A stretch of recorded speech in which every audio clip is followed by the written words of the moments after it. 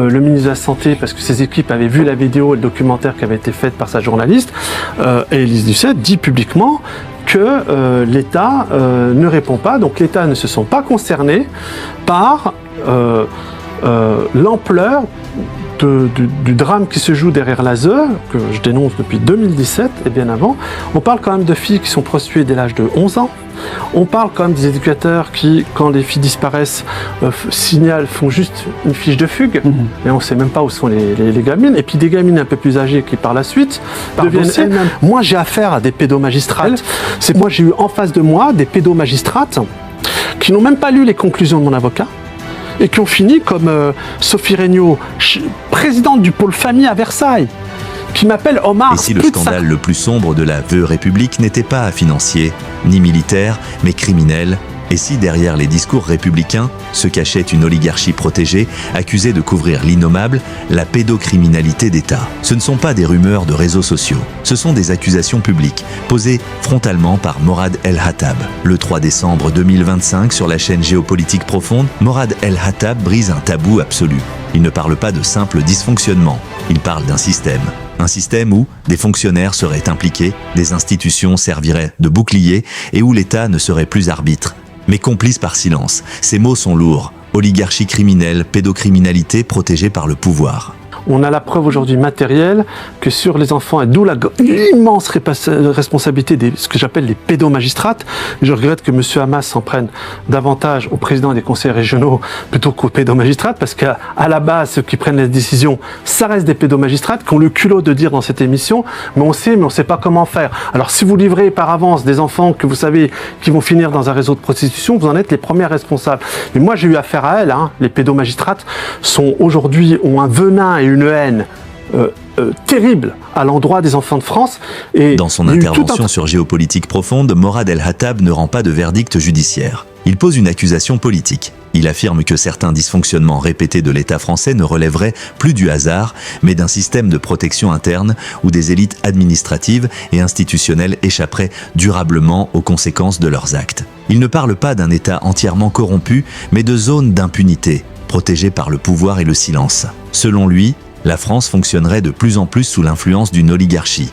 Un réseau informel composé de hauts fonctionnaires, de décideurs politiques et d'intérêts croisés. Une oligarchie qui ne gouvernerait pas officiellement, mais qui agirait en coulisses, en verrouillant certaines affaires sensibles avant même qu'elles n'atteignent le débat public. Ce sont là des accusations graves qui posent la question du réel équilibre des pouvoirs dans une démocratie dite exemplaire. Le point le plus sensible de son intervention concerne des soupçons de réseaux pédocriminels qui, selon lui, ne pourraient perdurer sans complicité ou négligence institutionnelle. Morad El-Hattab ne fournit pas de jugement judiciaire, mais il s'appuie sur des classements sans suite, des affaires étouffées, des lanceurs d'alerte marginalisés. Il ne dit pas que l'État est coupable, il dit que l'État est interpellé et que l'absence de réponse claire alimente la défiance. L'un des éléments centraux de son propos n'est pas ce qui est prouvé, mais ce qui n'est jamais débattu. Pourquoi certains sujets disparaissent-ils rapidement ? Pourquoi certains médias les évitent-ils ? Pourquoi les enquêtes semblent-elles s'arrêter aux mêmes portes ? Pour Morad El-Hattab, ce silence institutionnel constitue un problème politique majeur, car une démocratie ne peut fonctionner sans transparence ni contradiction. Son intervention ne réclame pas une exécution médiatique, mais une chose simple, des enquêtes indépendantes, un traitement égal devant la loi et un débat public sans tabou. Car dans un état de droit, ce ne sont pas les accusations qui fragilisent la démocratie, mais le refus d'y répondre. Écoutez-moi bien ce qu'elles ont été capables de faire, ces criminels en robe noire. Elles ont retiré les pièces d'identité des témoins qui étaient là toujours, qui avaient toujours suivi les jugements respectifs, pour dire « Ah, il n'y a pas d'agression sur les enfants, on n'a pas les pièces d'identité, retrait de l'autorité parentale. » Alors que tu sais que des djihadistes en France, qui sont en prison, on leur a pas retiré l'autorité parentale. Le juge qui a mis sa fille sur les sites internet, on lui a pas retiré son autorité. Morad El-Hattab, dont les enfants, à chaque fois que j'ai été amené à les voir, j'ai pris dans la gueule, et Farid le rappelle, l'inimaginable. On m'a collé 1 heure toutes les 3 semaines pour aller voir mes enfants dans un centre pourri, à 30 km de chez moi, dans un 9 mètres carrés, avec une psychologue complètement délirante. Les petits n'en pouvaient plus. Ils m'ont fait tu vois, des cartes. J'aurais ramené des cartes postales à mes enfants. Hein. Regarde, des enfants se disant qu'ils seraient terrorisés par leur père. Bonne fête papa, joyeux anniversaire. Alors on va le montrer. Et là ils sont en danger. Là on parle d'enfants qui seraient soi-disant en danger. Ça c'est tes enfants qui ont écrit ces cartes postales. Quand je les voyais, ils ont écrit devant témoins, joyeux anniversaire. Et là les pédomagistrates. Qu'est-ce qu'ils disent eux? C'est la justice. La justice, les pédomagistrates, pour me maintenir mes enfants dans l'isolement et dans le conditionnement psychologique. Merci papa pour tes cadeaux. Voilà. Et bon rétablissement. Ouais, parce que tu as été victime de tentative d'assassinat. Voilà. Et mes enfants m'ont vu effectivement affaibli et malade. Un enfant, ça sent tout. Et voilà. Avec ça, je suis un danger pour mes enfants. Alors les pédomagistrates, moi je vous envoie un message très fort. Venez débattre face à moi. Je vais raconter à la France entière que vous êtes les vrais criminels dans ce pays.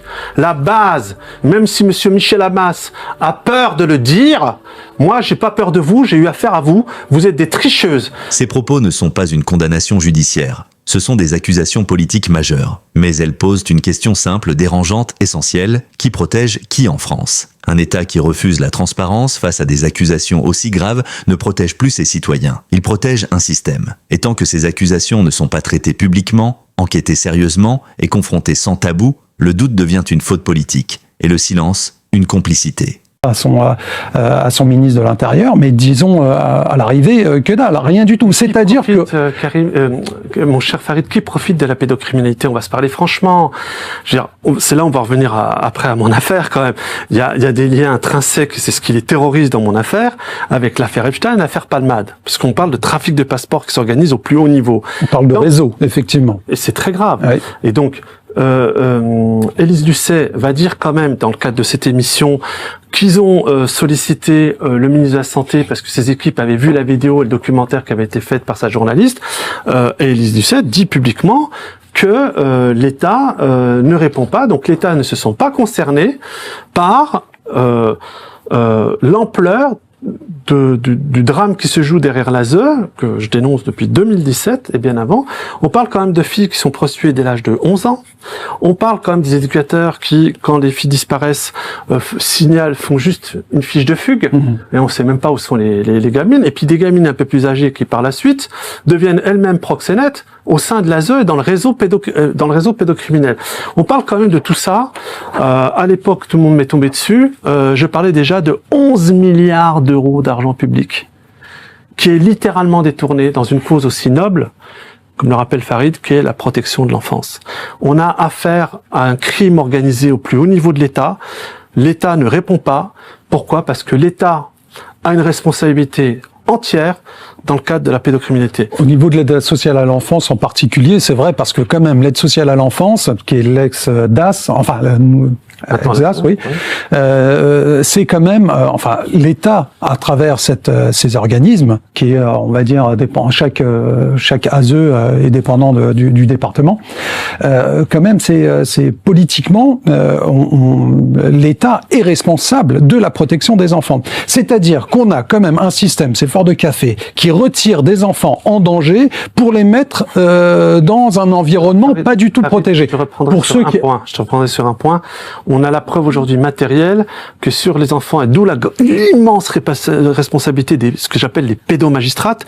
Je regrette que monsieur Hamas s'en prenne davantage au président des conseils régionaux plutôt qu'aux pédomagistrates, parce qu'à la base, ceux qui prennent les décisions, ça reste des pédomagistrates qui ont le culot de dire dans cette émission, mais on sait pas comment faire. Alors si vous livrez par avance des enfants que vous savez qui vont finir dans un réseau de prostitution, vous en êtes les premiers responsables.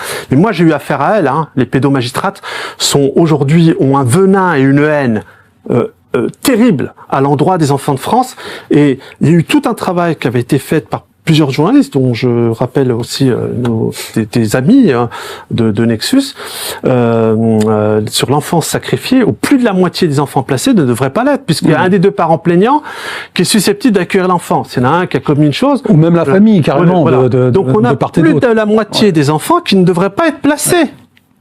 Mais elles les placent parce que, elles sont feignantes, elles ne bossent pas, la majorité des jugements qui sont rendus, c'est des conclusions qui sont littéralement des papiers collés, elles se plaignent qu'elles n'ont pas le temps, soit disant 7 minutes par dossier. Moi, j'ai affaire à des pédomagistrates. C'est pour ça que je peux pas débattre. Et et je remercie 1000 fois GPT aujourd'hui, parce que quelque part, c'est prendre et s'assurer du vrai. GPTP n'est pas dans le vraisemblable. Il est dans le vrai. Il invite des gens qui ont réellement affaire et pas au réseau de pédocriminels. Moi, j'ai eu en face de moi des pédomagistrates qui n'ont même pas lu les conclusions de mon avocat et qui ont fini comme Sophie Regnault, présidente du pôle famille à Versailles, qui m'appelle Omar plus de 50 fois. Qui sait que je représente aucun danger pour mes enfants. On m'a retiré l'autorité parentale. Des magistrates à Versailles ont retiré les pièces d'identité. Écoutez-moi bien ce qu'elles ont été capables de faire, ces criminels en robe noire. Elles ont retiré les pièces d'identité des témoins qui étaient là toujours, qui avaient toujours suivi les jugements respectifs, pour dire « Ah, il n'y a pas d'agression sur les enfants, on n'a pas les pièces d'identité, retrait de l'autorité parentale. » Alors que tu sais que des djihadistes en France, qui sont en prison, on leur a pas retiré l'autorité parentale. Le juge qui a mis sa fille sur les sites internet, on lui a pas retiré son autorité.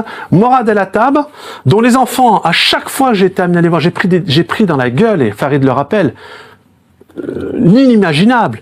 On m'a collé 1 heure toutes les 3 semaines pour aller voir mes enfants dans un centre pourri, à 30 km de chez moi, dans un 9 mètres carrés, avec une psychologue complètement délirante. Les petits n'en pouvaient plus. Ils m'ont fait, tu vois, des cartes. J'aurais ramené des cartes postales à mes enfants.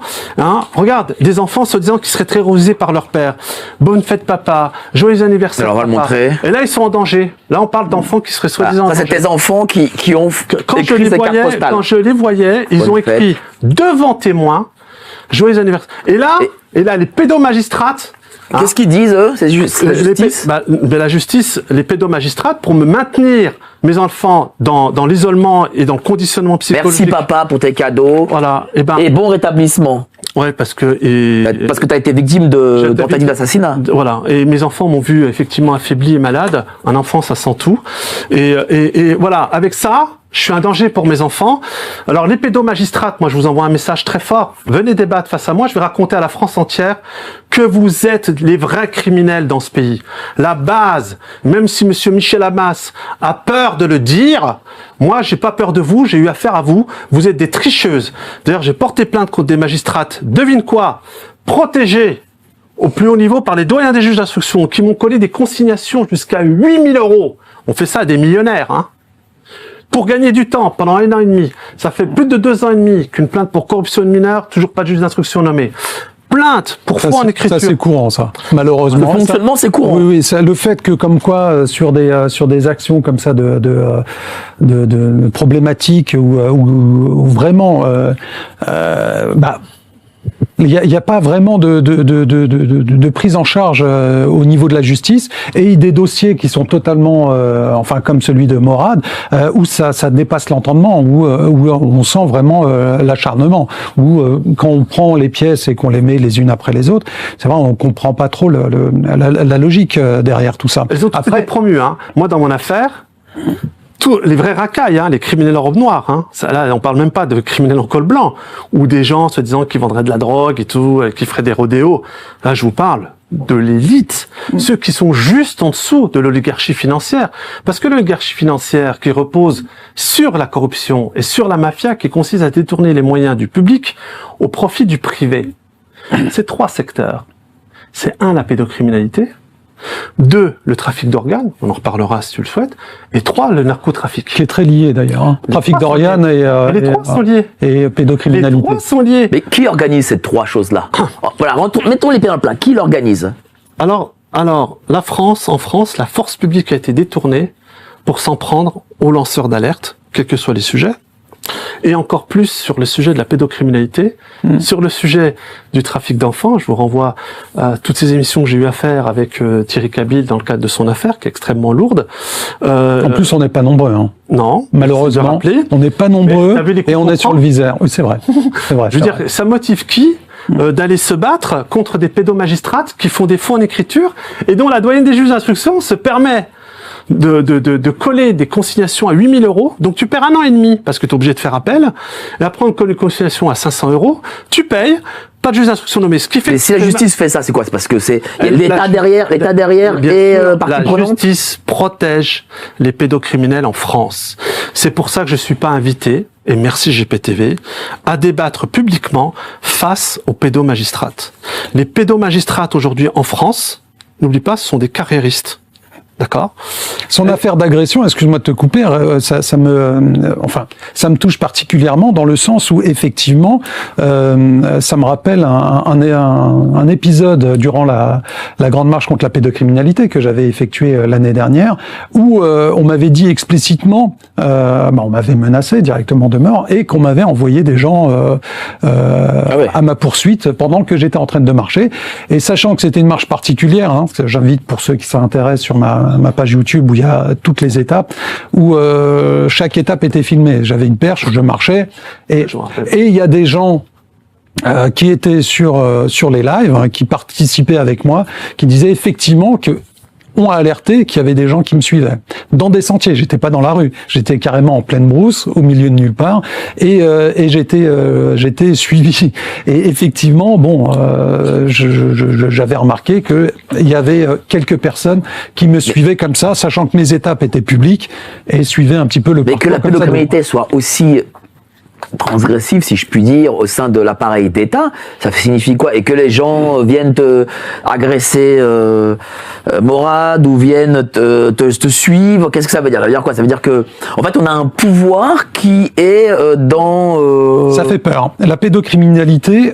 oui, mais ça fait peur, ok. Non, mais il faut savoir une chose, c'est que moi, à la fin de cette grande marche, je me suis posé... posé une question, mais surtout eu comme constat que je me suis dit, à l'arrivée, est-ce que la pédocriminalité en France ne serait pas culturelle? Dans le sens où on ne combat pas. Culturelle ou institutionnelle? Non, je vais dire ça. Institutionnel. Non, Honnêtement, j'ai plus l'impression... Parce que Morad parle depuis l'arrivée du président. Moi, je dirais, Alors, dis-moi. Je dirais plus avant, parce que si on reprend... Il y a eu les balais roses, il y a eu tout ça. Non, mais il y a eu même des lois qui vont dans le sens de la légitimation, de la volonté de légitimer la pédocriminalité. En 70, pendant les années 70, 78, 77, 78... Le film de les balais roses.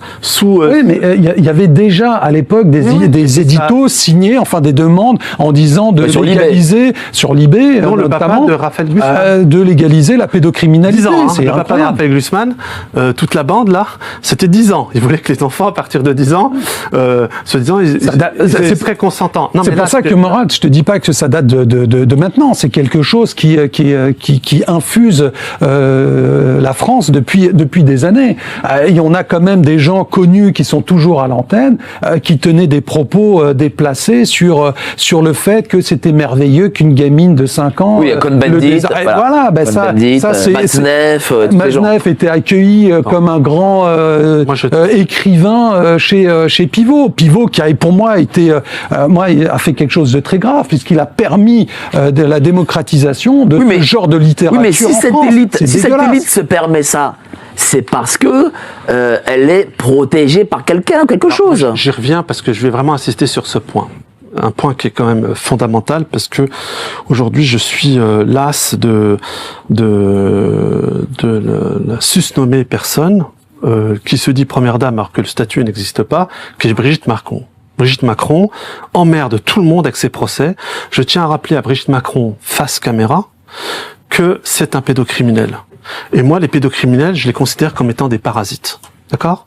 Donc, elle devrait se faire très petite, cette personne, d'autant plus qu'elle nous coûte 330 000 € par an, tous les frais additionnés, et puis là on découvre un nouveau scandale concernant les pièges jaunes, effectivement. où ça servait, contrairement au statut de la fondation des pièges jaunes, et pour la première fois que ça existe, comme quoi dans ce pays, ce couple se permet tous les travers, comme le disait si bien Juste Milieu, Macron a réussi à banaliser les scandales, tellement il en fait. Tu vois. Bon, moi je vais vous dire un point qui est très précis. Je ne vais pas rentrer dans le débat, la transphobie et autres. Je vais dire une chose très claire pour que les gens entendent. Brigitte Macron, donc cette personne qui, alors son mari effectivement a des soucis liés à l'évasion fiscale. On en parlera si vous voulez dans l'émission, mais là, apparemment c'est des évasions mammaires.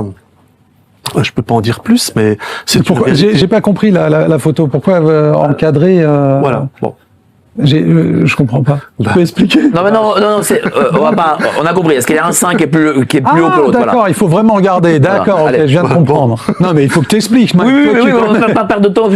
Donc cette personne, pour ne rien vous cacher, là je trouve qu'elle est encore mieux, parce que là, elle représente tout ce qu'elle est, l'élégance, la finesse, le raffinement à la française. Bon, cette personne est une pédocriminelle. C'est tout. Moi, j'insiste sur ce point, il est clair que, au regard de la loi et je m'appuie sur le livre L'opération Macron de Stemmelen. Stemmelen dit bien que dans l'opération Macron... Alors, tu peux lire le paragraphe. Je vais lire le paragraphe. Il dit bien, les articles parlaient abondamment de sa jeunesse, de son couple, témoigne Eric Stemmelen. Dès 2014, on raconte une jolie histoire sur sa jeunesse. D'après lui, on voit qu'ils insistent assez lourdement sur son couple. Je retrouve systématiquement la même phrase, elle a 36 et lui 17. Vérification faite, Emmanuel Macron n'avait que 14 ans lorsqu'il rencontra sa future épouse âgée de 39 ans. Eric Stemmelen estime, écoute bien la suite parce qu'on est encore dans une histoire de pognon et d'argent public détourné, Eric Stemmelen estime que être très au-delà d'une centaine de milliers d'euros d'espace publicitaire dédié à Emmanuel Macron dans les médias. C'est de la publicité, les articles sont dithyrambiques, il est jeune, beau et a toutes les qualités, se souvenant d'un article du Monde parlant des beaux yeux d'Emmanuel Macron. Donc, il faut un moment... On peut montrer à l'écran, voilà. Vas-y. Je vais montrer à l'écran, tiens. Voilà, Eric Stemmelen. Voilà. Alors, et tu as lu ce passage. Voilà. Et donc, ce qui est très important. Non, pardon, ce passage-là, peut-être. Le premier. Tu as raison. Voilà, c'est celui-là. Voilà, ce passage-là. Alors, je rappelle que ce livre, Eric Stemmelen, c'est pas un complotiste. C'était le directeur des programmes de France Télévisions. Et il faut savoir que quand il a écrit ce livre, il a trouvé plus aucun éditeur sur la place de Paris, alors qu'il connaissait tout le monde. Il a dû trouver une petite maison d'édition belge, qui a fini par accepter de sortir ce livre, d'ailleurs, qui s'appelle Temps des cerisiers, je crois. Donc, une bonne fois pour toutes, Brigitte Macron, je sais que tu vas regarder cette émission. Je regarde tout le temps. Si, Mike. Bon, ça nous regarde. On sait que pertinemment que l'Élysée te regarde tout le temps. Brigitte Macron, infraction d'atteinte sexuelle sur mineur de moins de 15 ans commise par une personne, je rappelle que c'était son enseignante, majeure qui abuse de l'autorité qui lui confère ses fonctions. Donc il y a un article dans le droit français, c'est la loi française qui m'autorise à l'appeler et la qualifier de pédocriminel. C'est le fameux article 227-26 et la peine est de 10 ans d'emprisonnement et 150 000 € d'amende. J'ai créé un mouvement citoyen. Si demain nous arrivons à être le nombre, je ne cesserai d'assainir le fait que si nous arrivons à être en place par rapport à ceux qui auront à commander le destin de ce pays, eh ben Brigitte Macron, elle fera 10 ans d'emprisonnement. Il y a prescription, malheureusement dans un mois. Dans un mois, ouais, c'est ça. Dans un mois. Donc il faut se réveiller. Mais justement, peut-être il faudrait faire un appel à tous les magistrats de France qui voudraient déposer, je sais pas, ou enquêter sur cette affaire, parce qu'effectivement c'est très tendancieux. Pourquoi je parlais de culture pédocriminelle à la française? Ça n'existe dans n'importe quel autre pays. Effectivement, le fait de nous avoir vendu ce couple avec cette particularité que sa prof avec un mineur, etc. Il y a toute cette histoire, ça n'aurait passé nulle part. Dans n'importe quel autre pays, ça aurait fait scandale. En France, ça n'a jamais été le cas. À la rigueur, on a menti en français. Mais même 17 ans, sachant qu'elle a l'autorité sur lui, c'est pas possible. Déjà, la limite, c'est 18 ans. Non, à partir du moment 15 ans. Non, quand on a l'autorité. Oui, l'autorité, c'est 18 ans. Bah oui. Cela n'empêche que on nous a vendu un couple glamour.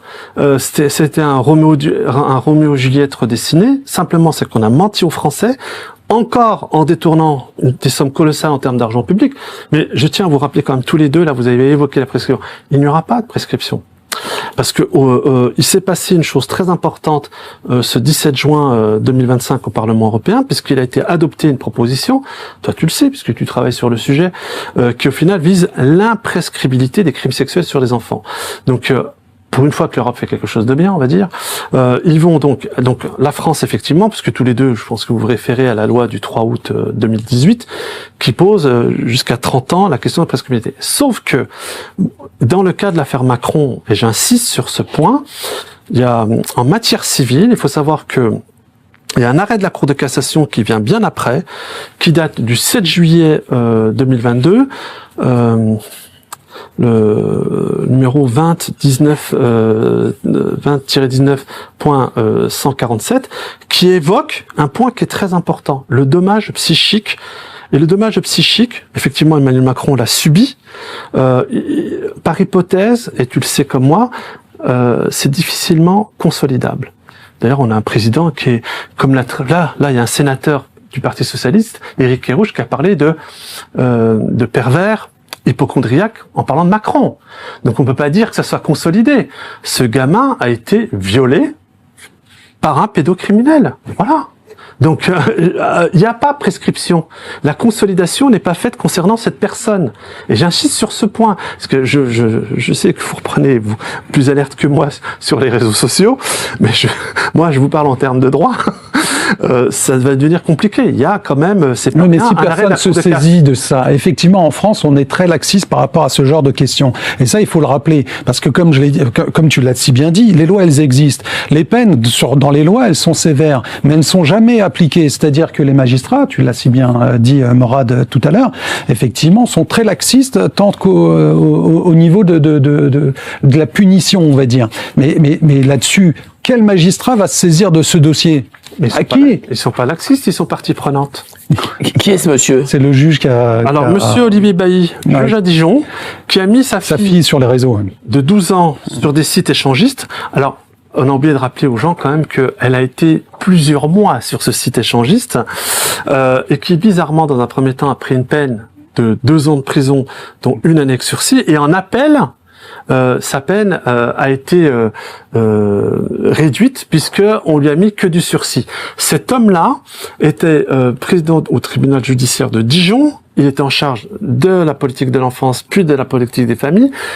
Un nombre incalculable de familles s'est plainte que quand il passait devant lui, il donnait tout le temps raison aux parents agresseurs, majoritairement des hommes, et envoyer balader les mamans plaignantes. Ce gars-là, avec sa femme, qui est bizarrement toujours magistrate à Dijon, participait, et ça c'est leur droit, à la rigueur, s'ils ont des personnes consentantes à des partouzes, d'accord? Sauf que là, il a mis sa fille de 12 ans. Et d'ailleurs, ce qui est très intéressant dans la description, parce que j'ai bien étudié le dossier, il insistait sur le fait qu'on pouvait tout faire à sa fille, la violer, commettre des actes quand même extrêmement violents à l'endroit de cette gamine. Bizarrement, il y a eu une enquête de police. L'enquête de police révèle quoi? Que ceux qui sont allés sur le site, il y avait des gens connus et des inconnus. Comment ça se fait qu'on a sorti aucun nom concernant les gens connus? Il y avait des magistrats. Et voilà pourquoi on a délocalisé son dossier de Dijon à Besançon, afin de s'assurer qu'il soit protégé. Et il y a une chose qui est beaucoup plus grave. Toutes les familles qui s'étaient plaintes de ce pédocriminel qui se prend pour un beau gosse et que ses copains dans le tribunal de Dijon surnommaient le libertin. Ce type, ce pédocriminel était surnommé le libertin. Bon.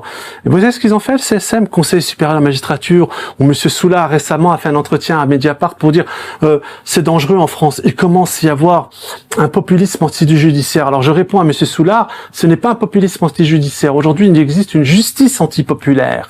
On a vu le massacre des Gilets jaunes que vous avez commis à l'endroit du peuple de France qui réclamait de l'essence moins chère pour aller travailler. Pas pour aller se reposer, pour aller travailler et nourrir leur famille.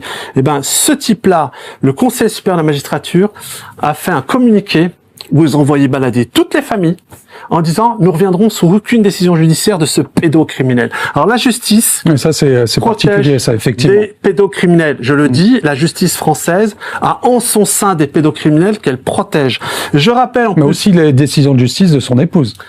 Oui, non, mais c'est pareil. Mais son épouse... Elle est complice? Elle est toujours juge. Elle est juge? Ah, d'accord. Elle est toujours juge. Mais elle était au courant? Ça... Évidemment, ils partouzaient ensemble. D'accord. Et c'était tous les deux sur des sites échangistes. C'est vrai que c'est problématique. C'est là où on voit qu'effectivement, il y a un grand laxisme quant aux décisions de justice derrière. Et effectivement, quid de toutes ces décisions qu'il a prises pour toutes ces familles? Parce que effectivement, il a massacré des centaines de familles. Quand il y a des enquêtes qui posent problème, bah automatiquement, bah on les annule normalement. Farid, là, je sais pas pourquoi c'est pas le cas en l'espèce. Farid, c'est incompréhensible. Il a massacré des centaines de familles, mais il a surtout massacré des centaines d'enfants. Chaque année en France, ce sont des centaines de milliers d'enfants qui sont massacrés par l'institution judiciaire et en plus dans un système qui vole 11 milliards d'euros d'argent public aux Français. Par an. Et moi, il y a une chose quand même, et je rappelle que... Ça, c'est au niveau de l'aide sociale à l'enfance. Oui, et attends. Ce sont les chiffres de l'aide sociale à l'enfance. C'est pas les chiffres de la justice. Ouais, alors là, tu pourrais rajouter des choses. Hein. La Cour des comptes, c'est pas moi, c'est la Cour des comptes qui a fait un rapport en 2022 concernant l'ASE et qui rappelle un chiffre troublant. C'est-à-dire que autant d'argent mis, et quand les gamins sont jetés à 18 ans à la rue, 40% sont SDF et 70% sont illettrés. C'est-à-dire que ça coûte 2500 euros, enfin des sommes colossales qui est investi sur les enfants, entre 250 jusqu'à 850 euros par jour. Moi, je te dis qu'en France, il y a un paquet de familles qui seraient aptes à accueillir ces enfants et leur donner de l'amour. On a des centres sociaux avec des éducateurs incompétents, des psychologues complètement tarés et mal des formés. associations aussi. Des associations, mais qui raflent un peu le fond, et des avocats qui en profitent. Tu as totalement raison. Tu sais, moi, j'ai interrogé un môme de l'ASE que je connaissais depuis ses 14 ans parce qu'il était d'ailleurs en pointe dans la lutte contre les mesures sanitaires. Je l'ai revu il n'y a pas très longtemps, d'ailleurs, on l'a vu ensemble. Il a fini chez Macron. Non mais c'est ça le pire. On l'a vu chez Macron. Alors là, j'avais pour dire.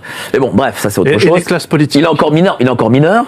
Et en fait, il était à partir de ses 14 ans, il était placé dans un hôtel où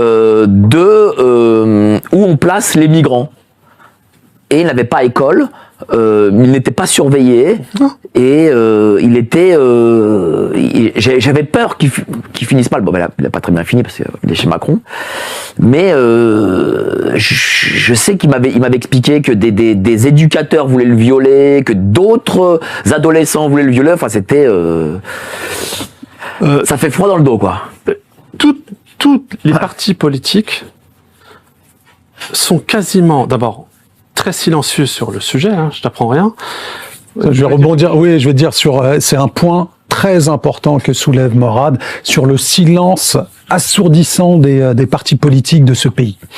J'en ai pour exemple quelque chose de très concret avec mon association Touche pas à mon enfant Europe, ainsi qu'avec plusieurs collectifs et associations, on était à peu près une trentaine, on a interpellé par courrier les 38 candidats aux européennes dernier.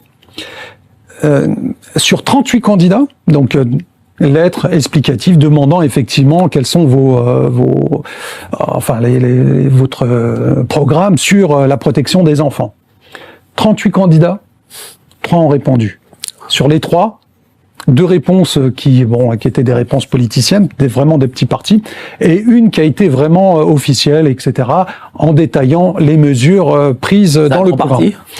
Non, je peux le dire. De toute façon, c'est de notoriété publique. C'était Florian Philippot, les Patriotes. Ah, c'est le seul qui a répondu à l'être en tête avec des points bien précis. Pour le coup, voilà, il faut saluer. Sur le site de l'association, il y a la copie de son courrier. Alors, donc moi, je remarque quand même rien par rapport à ça. Je remarque quand même que les patriotes, pourtant moi je suis pas spécialement souverainiste, mais je trouve que par exemple sur tout ce qui est sanitaire, sur cette question-là et sur d'autres questions, malgré tout, ils sont en pointe et ça faut le saluer. Je vais finir sur la grande marche contre la pédocriminalité. J'avais une équipe pendant que je marchais qui s'occupait justement d'interpeller les médias et ça aussi il faut parler du silence des médias, interpeller les médias et les politiques. Attendez, on doit juste mettre la pub. Excusez-moi.